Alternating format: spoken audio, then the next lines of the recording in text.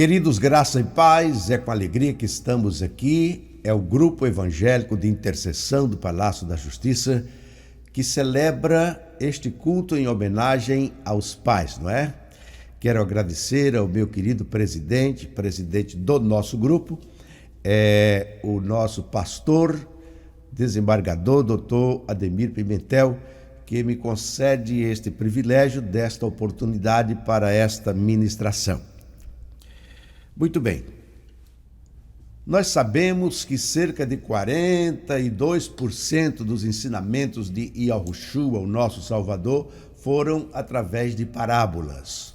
E hoje eu quero lhes trazer uma parábola muito conhecida, cantada em verso e prosa, conhecida das crianças na EBD, enfim.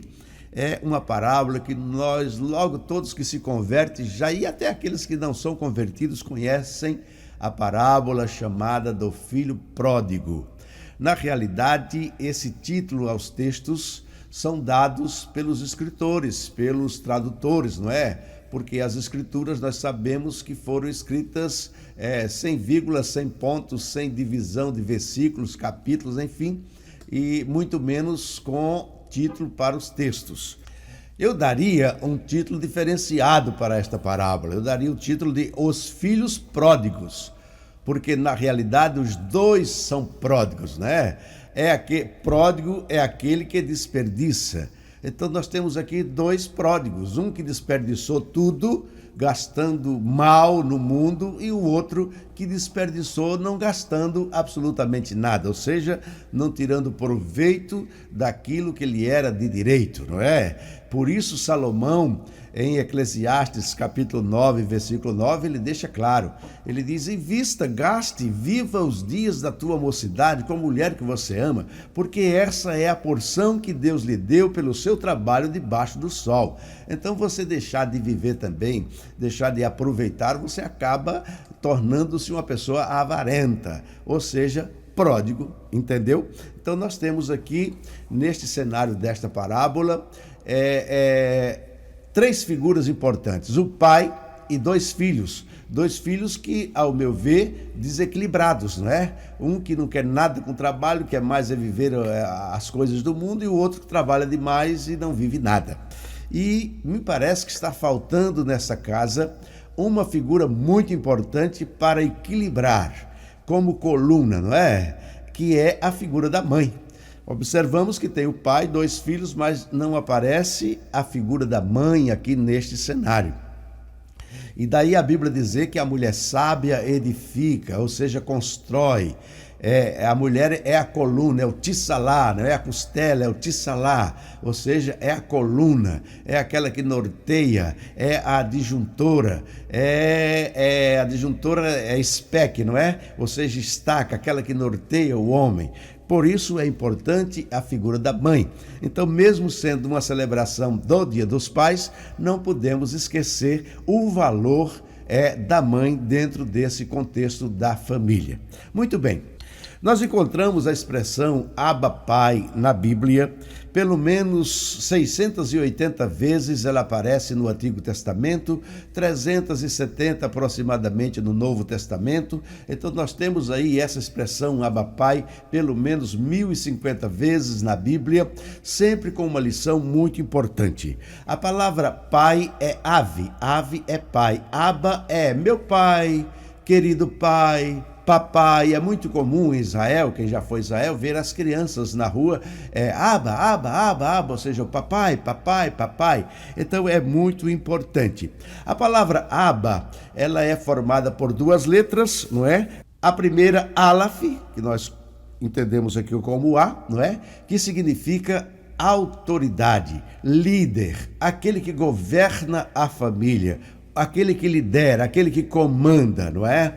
Não é aquele que manda, mas aquele que comanda. Há uma diferença entre mandar e comandar, ok?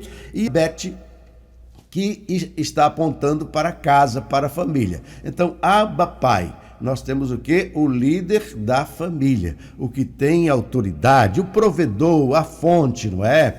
Como dissemos, aquele que lidera, aquele que governa, aquele que encaminha, aquele que vai na frente, não é? Então, quando olhamos para o nosso Abba Pai, o nosso Pai maior, o nosso Pai eterno, que em tão grande amor deu seu próprio Filho, e devemos obediência ao nosso Pai. O próprio Yahushua, sabendo que era o Filho do amor, não é? O único Filho que foi dado para nós, morrer por nós, por amor, tão grande amor do Pai eterno para conosco, para com seus filhos. Daí Yahushua falar em Marcos 14 e 36 diz assim: e disse: Abba, Pai, todas as coisas te são possíveis, afasta de mim esse cálice. Não seja feita, porém, como eu quero, mas seja feita a tua vontade. Ou seja, não seja feita a minha vontade, o meu querer, mas o teu querer. O Eterno, ele aparece pelo menos 5 vezes como Pai, várias outras vezes, mas eu quero citar aqui pelo menos 5 vezes. Ele aparece como Pai dos anjos, ele é o Pai dos anjos por criação. Ele é o Pai do homem por formação. Ele é o Pai de Israel por eleição. Ele é o Pai de Yahushua, do nosso Salvador, por geração. E ele é o Pai da igreja por adoção. E eu gosto desse termo, adoção. Porque, ora, se eu fui adotado, é porque eu era filho de outro pai. Lógico, não é? É redundante dizer isso. Se fomos adotados, é porque éramos filhos de outro pai. Pertencíamos a uma outra família. Romanos 8, 14 a 17 diz assim: porque todos os que são guiados pelo Espírito do Eterno são filhos do Eterno. Porque não recebeste o espírito de escravidão, para outra vez estardes em temor, mas recebeste o espírito de adoção de filhos, pelo qual clamamos: Abba, Pai. O mesmo Espírito testifica com o nosso espírito que somos filhos do Eterno. E se nós somos filhos, somos logo herdeiros também, herdeiros do Eterno e co-herdeiros em Yahushua, se é certo que com ele padecemos, para que também com ele sejamos glorificados. Então, vamos reforçar essa ideia de que se fomos adotados é porque éramos filhos de outro pai, de outra família. E se agora pertencemos ao Pai das luzes, ao Pai dos vivos, éramos filhos de pai de morto, não é? Todo homem, até encontrar-se com Cristo, com o Calvário, ele é um corpo vivo carregando um espírito morto. Vamos ver isto em Mateus 8:22. É interessante. Yahushua, porém, disse-lhes: segue-me e deixa que os mortos enterrem os seus próprios mortos. Como é que um morto vai enterrar outro morto? Ele está falando de gente que ainda vive com o espírito morto, embora o corpo esteja vivo, que pertence ao Pai dos mortos, não é? Efésios 2:1 diz assim: e vos vivificou, estando vós mortos em ofensas e em pecados. Então, no pecado, todo homem está morto. Há outro texto que Paulo se inclui, dizendo: estando nós ainda mortos. Vejam bem, em Lucas 20:38 diz assim: ora, Deus não é Deus de mortos, mas de vivos, porque para ele vivem todos. Então, observe que nós servimos a um Deus dos vivos. Deixa eu ler mais aqui, que eu não tenho muito tempo aqui para ler. Deixa eu ler mais uns 2 textos para a gente voltar aqui para a parábola, porque eu não tenho muito tempo, mas é importante esta colocação. Hebreus 2:14 diz assim: e visto como os filhos participam da carne e do sangue, também ele participou das mesmas coisas, para que pela morte aniquilasse o que tinha o império da morte, isto é, o diabo. Veja, então há um império da morte, há um império da vida, há um reino da vida, há um reino da morte, está escrito aqui. Em João, no capítulo 10, versículo 10, ele deixa claro: o ladrão não vem senão roubar, matar e destruir. Olha aqui o império da morte, olha o reinado da morte aqui. Ele não vem senão, ou seja, não faz outra coisa.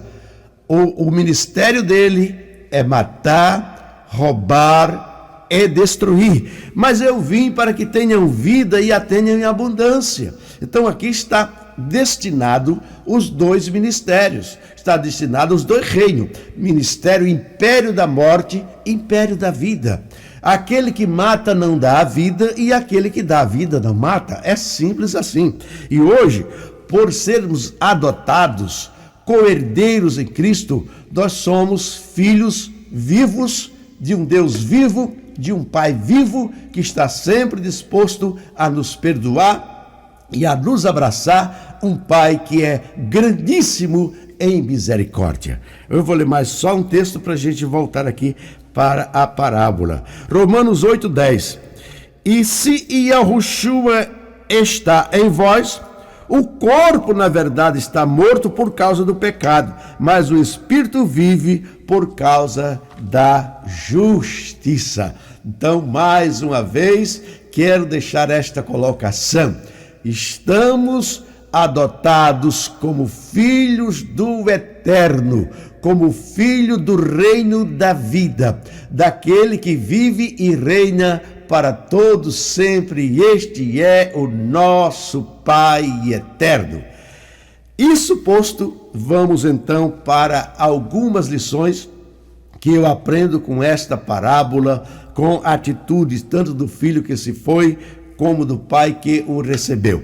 Nós conhecemos bem a história, como disse, não quero ser redundante, mas só para lembrar. É um menino mais novo, que tem desejos de conhecer o mundo, tem desejos de viver os prazeres mundanos, e então para isso ele precisa de dinheiro, é claro, e pede ao seu pai o que ele tinha de direito, a sua herança, que seja antecipada para que ele tire proveito disso da maneira que ele entende e de que ele deseja. E não era esta a vontade do pai, mas o pai assim o permite. Precisamos entender que o que é permissão não é vontade. Inventar um negócio aí para justificar algumas falhas, inventar um negócio de vontade permissiva, por não saber explicar determinadas situações, diz que Deus tem duas vontades. Tem uma vontade principal e tem uma vontade permissiva. Não, Deus é único em tudo, não há duvidade em nada. Ele é um Deus único, tem uma só palavra e tem uma só vontade. Ou é vontade ou é permissão. E se é permissão, já está claro que vontade não é, ok? É simples assim. Então esta não era a vontade desse pai, mas foi uma permissão atendendo o desejo do coração do filho e não do coração do pai. Ora, esse menino sai e gasta tudo com o mundo. Enquanto tinha dinheiro, tinha amigos, bons restaurantes, boas comidas, não é? Bom hotel para dormir, enfim. Enquanto o dinheiro está em evidência, enquanto ele tem o dinheiro, ele tem tudo isso, mas só que o dinheiro acaba, não é? E esses prazeres consumiram toda a sua renda, todo o seu dinheiro, e ele agora fica numa situação complicada, uma situação de morador de rua, vamos dizer assim, na nossa prática, na nossa cultura, a gente entende melhor. Então ficou agora sem ter onde morar, sem ter onde comer, e vai arranjar um emprego para tratar de porcos.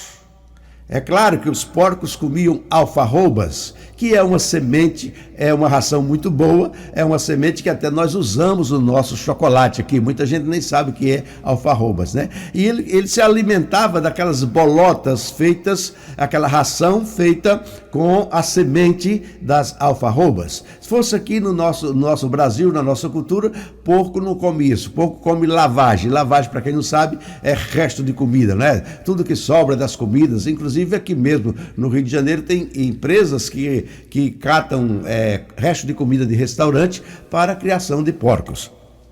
Mas era isso que ele estava vivendo ali. E ele começa a pensar, peraí, e os empregados do meu pai tem uma alimentação melhor do que essa, vive melhor do que eu estou vivendo aqui. E esse menino cai em si, se arrepende do que fez e é tocado profundamente em seu coração e tem o desejo de voltar para a casa do pai. Mas há uma preocupação. Será que o meu pai vai me receber? Isso é normal? Será que o meu pai vai me receber? Será que ele vai me compreender? Será que ele vai entender isto? Olha, nós sabemos que sim. E esta parábola foi nos deixada como ensinamento exatamente para mostrar o quanto nosso Pai está disposto a nos receber e a nos proteger e a nos perdoar e receber com grande alegria. Aquele moço, então, ele tem uma atitude, e agora eu começo a aprender um pouco mais. Ele tem uma atitude, ele não só imaginou, mas ele agora levanta-se e vai na direção do Pai. Ele toma uma decisão, ele toma uma posição.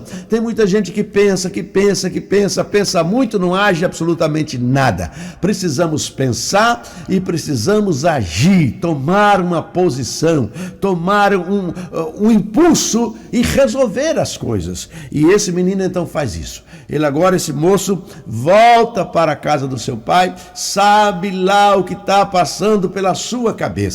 Mas eu tenho uma lição maravilhosa e eu aprendo aqui com as atitudes do pai também.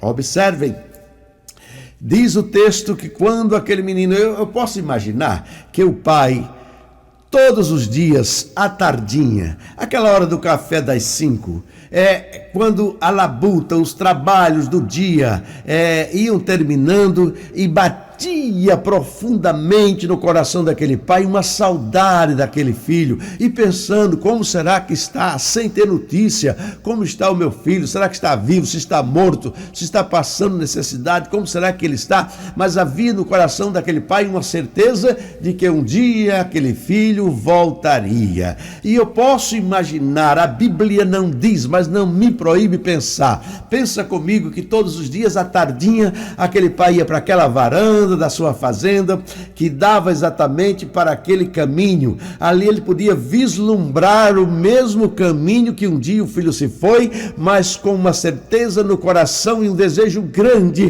de que um dia ele veria aquele filho voltar pelo mesmo caminho que foi. E isso aconteceu.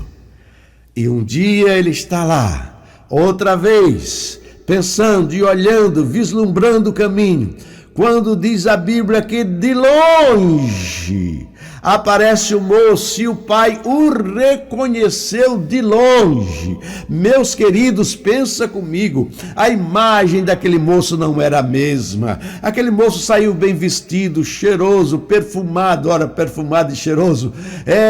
Ele saiu forte, ele saiu bem tratado, ele saiu muito bonito, mas agora está voltando sujo, barbado, cabeludo, mal cheiroso, com uma roupa suja, de repente rasgada, não sabemos, mas era daí para lá. Então a imagem daquele moço não era a mesma, estava muito diferente da imagem de quando ele saiu. Mesmo assim, diz a Bíblia que de longe o pai o reconheceu. E tão grande foi a alegria. E eu tenho aqui uma segunda lição. Ele se moveu de grande compaixão.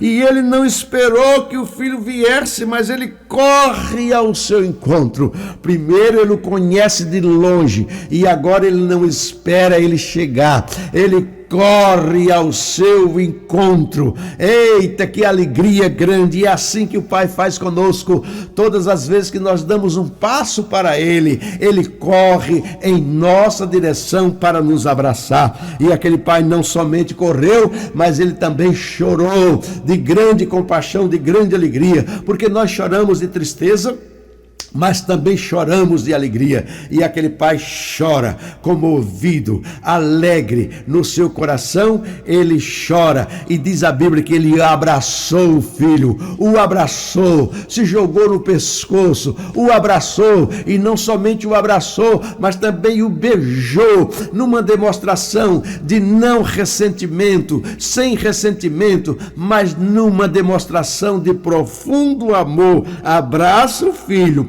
não importa se está mal cheiroso, importa que ele está comigo, e ele o abraça e ele o beija. Isto é uma demonstração de grande amor e de grande alegria por receber aquele filho. É assim que o nosso Pai eterno trabalha conosco.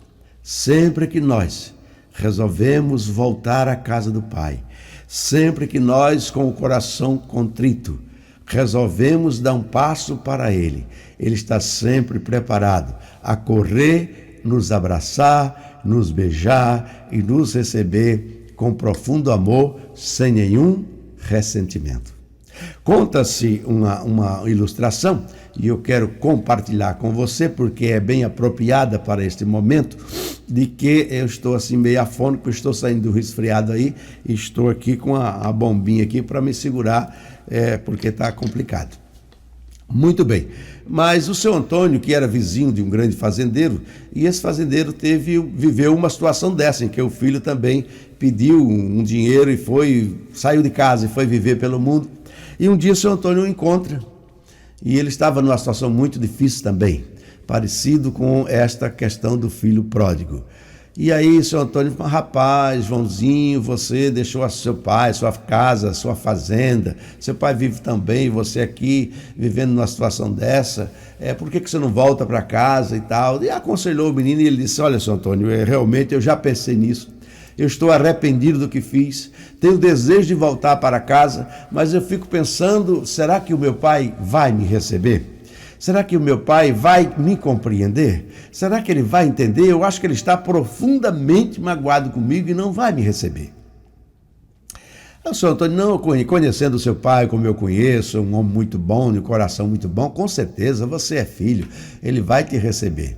Então eles combinaram o seguinte, ele disse: olha, senhor Antônio, o senhor faz o seguinte, o senhor fala com meu pai, conta a minha situação, conta a minha história e diz que eu estou realmente desejoso de voltar e veja qual é a reação dele. Se o meu pai me aceitar, o senhor se lembra de uma amendoeira que tem lá atrás da minha casa? Quando o trem passa, nós visualizamos aquela amendoeira. Então eu vou fazer o seguinte, no dia tal, no horário tal, eu vou passar de trem. Se o meu pai estiver disposto a me receber, o senhor amarra um lenço branco num galho daquela amendoeira, para que ao eu passar e ver aquele lenço, eu tenha certeza de que meu pai vai me receber e então eu vou chegar em casa. Ah, meus amados irmãos, quando naquele dia ele pega aquele trem e ele vai chegando perto de casa, não havia apenas um lenço naquela amendoeira, mas toda a amendoeira estava coberta de lenços brancos, tão grande era a alegria do pai em o receber. E aí ele pôde com tranquilidade descer do seu trem e ir até a casa do seu pai, e uma história muito parecida com essa do filho pródigo. Meus queridos, voltando aqui para a parábola, agora, este pai manda vestir este filho. Ele faz uma festa, tem música, tem bebidas, é claro que deveria ser o tiroche, né? Ou o tirochê, o vinho novo, sem o fermento, era a bebida usada e preferida, não é? Então, certamente, a bebida, a música, a dança, era assim que eram feitas as festas, e a festa está rolando, e ele diz: traga o melhor vestido, as melhores vestes, e vistam meu filho. Deus tem sempre algo melhor para nós. E quando eu falo isso, não estou falando como aqueles que dizem: o melhor de Deus ainda está por vir. Não, o melhor dele já veio. Nada melhor do que o seu único filho que ele já deu por nós. Então isso, agora, aqui na terra, sempre haverá coisas melhores, e nós não conquistamos por causa do nosso coração. Inventaram um negócio aí que para ser crente tem que ser miserável, tem que estar na prova. Porque já ouvi alguém dizer erroneamente: olha, se está tudo certinho na vida do crente é porque tem alguma coisa errada. Gente, aonde que o camarada tira um negócio desse? A Bíblia diz que não há consequência sem causa. A Bíblia diz no Salmo 91 que praga alguma chegará à tua tenda.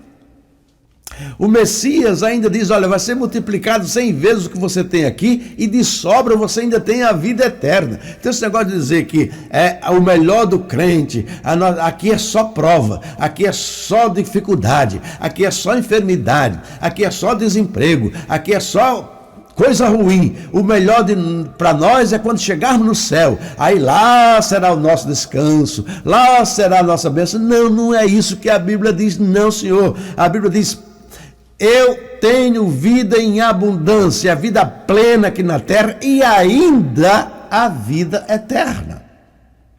Mas as pessoas se apossam, tomam posse dessa miserabilidade como se fosse humildade, confunde tudo e vive buscando e trazendo cada vez mais prova para si. Mas vamos deixar isso aqui. Então, ele traz o melhor vestido. Não bastou, lhe coloca um anel no dedo, isto é, restaurando a autoridade do príncipe, restaurando o anel da reconciliação, com 8 joias: a fé, a paz, a perseverança, o caráter, a esperança, o gozo na esperança, o gozo no sofrimento e o amor. Eita glória! Esse anel lhe é colocado outra vez no dedo. Aliás, geralmente esse anel de autoridade é dado ao filho mais velho. No caso aqui, está sendo entregue ao mais novo, que estava perdido, mas se achou. E o mais velho realmente não estava merecendo nada disso. Nós vamos ver um pouco mais na frente. Já indo para o final, lhe coloca sandália nos pés.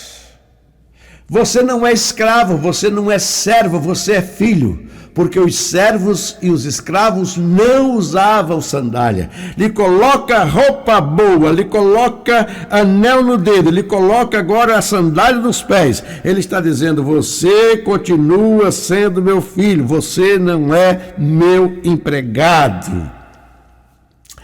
E agora ele traz uma coisa importante: manda matar o bezerro cevado. Eu poderia dar o título para esta mensagem: o bezerro cevado. Ora, você sabe o que é um bezerro cevado? Você sabe quanto tempo é levado para cevar um bezerro?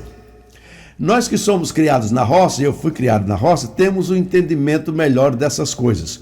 Quando a gente vai receber alguém da família, ou que vai visitar, ou amigos, o mês que vem a minha filha vem do Rio de Janeiro, vem visitar e tal. O que acontece?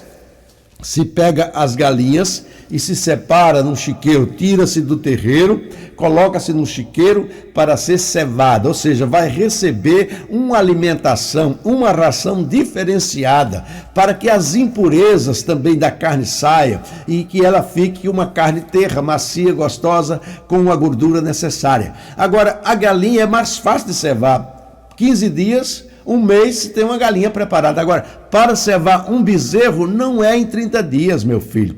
O bezerro leva um tempo para ser cevado. Ele é separado, recebe uma ração especial para que a sua carne continue uma carne terra, macia, gostosa, com um grau de gordura necessário para um bom churrasco, para uma boa festa, para uma boa degustação. Isto significa que, logo que esse filho saiu, um pouco depois, o pai já havia pensado, aliás, o pai tinha certeza no seu coração de que aquele filho iria voltar. E ele disse: já separa o bezerro para ser cevado, porque eu tenho certeza absoluta que esse meu filho que está perdido, ele será encontrado, ele será achado. Eita maravilha! É assim que o Pai faz. Muitos hoje estão fora, mas são de dentro. E um dia irão voltar. E a festa já está preparada. Porque o nosso Pai, ele é onisciente. E ele conhece já toda a nossa caminhada. Nós temos muita gente lá fora, que estão lá fora, mas não são de lá, são daqui de dentro. Como nós temos muita gente que estão aqui dentro, mas que não são de dentro, são lá de fora. Ora, são os perdidos de dentro e os perdidos de fora. E me parece que os perdidos de fora são mais fáceis de ser encontrados do que os perdidos de dentro. Mas nós vamos já terminar isso aqui e eu vou concluir. E ele disse, ora, o filho disse para ele o quê? Pai, eu não sou digno de ser chamado teu filho. Mas ele está dizendo o quê? Me recebe pelo menos como um empregado. Mas ele disse, não, vamos celebrar, vamos fazer festa, porque este meu filho estava perdido, mas foi achado. Eita, que maravilha! Concluindo, eu quero trazer o filho mais velho, que agora, vendo toda essa festança e toda essa alegria, ele fica revoltado. É o perdido que está dentro. O perdido de fora foi achado. O perdido de dentro continua dentro da casa, mas continua perdido. Observe agora a situação dele. A festa está rolando, mas ele está perdendo a festa. Ele já perdeu tudo, não aproveitou nada. E agora fica do lado de fora reclamando, murmurando. O pai vai até ele e diz, meu filho, o que está acontecendo? E o que é que ele diz? Olha, eu estive o tempo todo aqui, trabalhando de sol a sol, nunca deixei a sua casa, nunca deixei o senhor nunca me deu um cabrito para festejar com os meus amigos. Agora, esse teu filho, veja, não é meu irmão não, esse teu filho gastou tudo e você faz festa para ele. Ah, que tristeza no coração daquele pai. E muitas vezes nós reclamamos daquilo que Deus já nos deu. E nós, por falta de sabedoria, não aproveitamos nada e ainda reclamamos com o pai. E o pai diz, meu filho, você não entendeu nada. Tudo que tem aqui é seu. Você poderia ter quantos bezerros você quisesse. Não apenas um cabrito, mas quantos bezerros cevados você quisesse cevar. Isso aqui tudo é seu e você não entendeu absolutamente nada. Quantas vezes nós vivemos assim, dentro da casa do Pai, mas sem viver a vida que o Pai deseja e já nos deu. A Bíblia diz que tudo que nós precisamos para viver bem, o Pai eterno já providenciou, mas nós não alcançamos. Por quê? Por causa da nossa pequena fé, por causa do nosso coração.